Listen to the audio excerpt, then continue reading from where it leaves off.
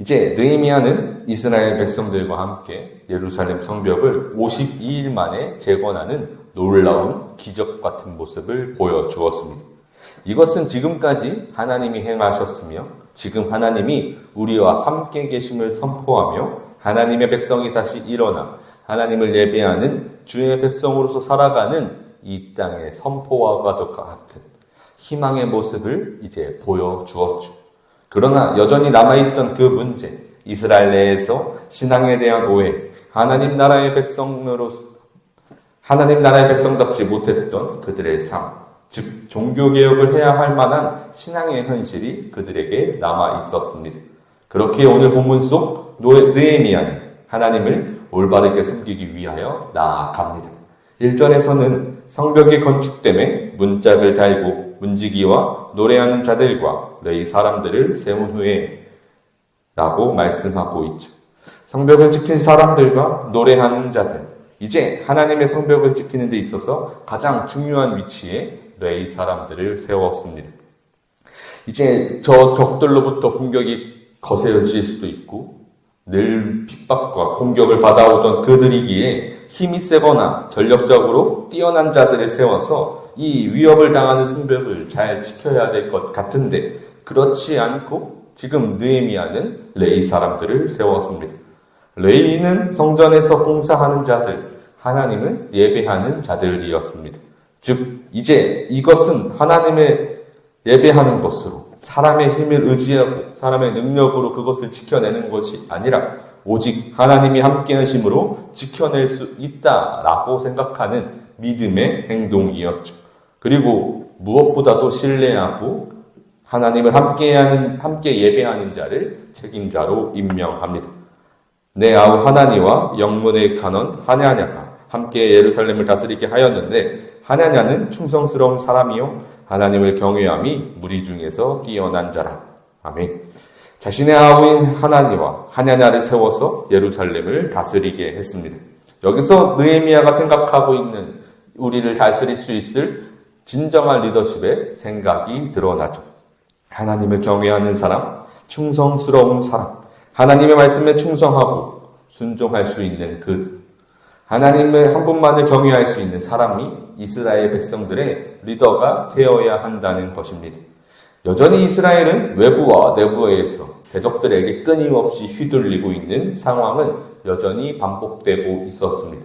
그 공격을 받는 상황에서 느헤미야가 도착했음에도 불구하고 여전히 흔들리는 이 현실에서 가장 필요한 것은 어떤 법리적으로 뛰어난 것이나 어떠한 완력적으로 통치하는 것이 아니었고 오직 하나님을 경외하는 그 믿음, 그의 말씀에 하나님의 말씀에 순종하는 충성됨이 이 모든 어려운 형국을 풀어나갈 수 있을 것이라고 믿었던 것이죠. 이것이 그리스도인들에게 필요한 능력이었습니다. 그 어떠한 상황에서도 오직 하나님 한 분만을 바라보고 경외하는 그 신실한 믿음이 하나님 앞으로 나아갈 수 있게 인도할 주시기 때문이죠.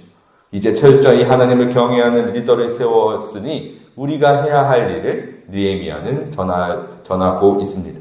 오늘 본문 3절 함께 읽겠습니다. 내가 그들에게 이르기를 해가 높이 뜨기 전에는 예루살렘 성문을 열지 말고 아직 파수할 때에 곧 문을 닫고 빗장을 지르며 또 예루살렘 주민이 각각 자기가 지키는 곳에서 파수하되 자기 집 맞은편을 지키게 하라 하였노니 아멘. 먼저 성문을 열지 않는 그 지키는 시간을 정했습니다.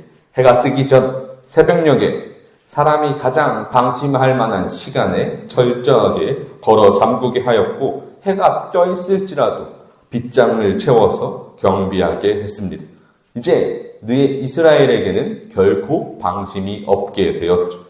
그리고 무엇보다도 각각 자기가 지키는 곳을 지켜야 했고 자기 집 가까이 내 손이 닿는 곳은 모두 스스로 경비하도록 했습니다. 이렇게 해야 하는 이유는 4절에서도 동반되고 있습니다.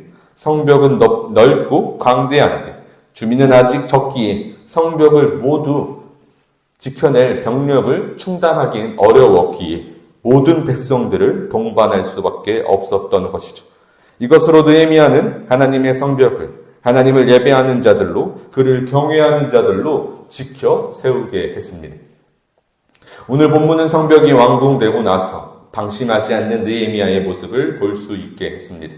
우리의 인생에서 가장 강력한 교훈은 바로 하나님을 믿는 믿음으로 방심하지 않는 것을 전하는 것이죠. 하나님을 만나고 그 은혜를 경험할수록 우리는 더욱 스스로 겸비해야 합니다. 그리고 그 길의 핵심은 하나님을 경외하고 온전히 예배하는 자의 모습임을 전하고 있었죠. 그리고 우리는 그 길을 하나님 앞에서 나의 나된 것을 모두 못 박았을 때 가능할 것입니다. 그것을 바울은 로마서 12장 1절에서 이렇게 전합니다. 그러므로 형제들아, 내가 하나님의 모든 자비하심으로 너희를 권하노니 너희 몸을 하나님이 기뻐하시는 거룩한 산제물로 드리라. 이는 너희가 드릴 영적 예배니라. 아멘.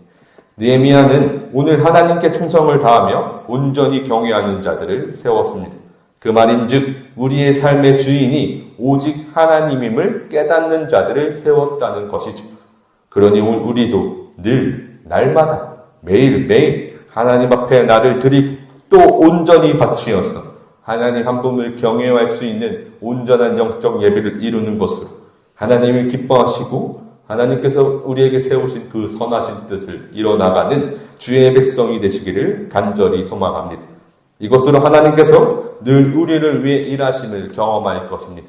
그곳으로 다시 하나님을 즐겁게 예배하는 이 예배의 자리로 마땅히 나아갈 것이죠. 그것으로 우리는 하나님을 경외하는 주의 백성으로 온전히 예배하는 자로서 무엇보다도 나를 드려 하나님 앞에 나를 거룩한 산제물로 드릴 수 있는 저와 여러분이 되시기를 간절히 소망합니다.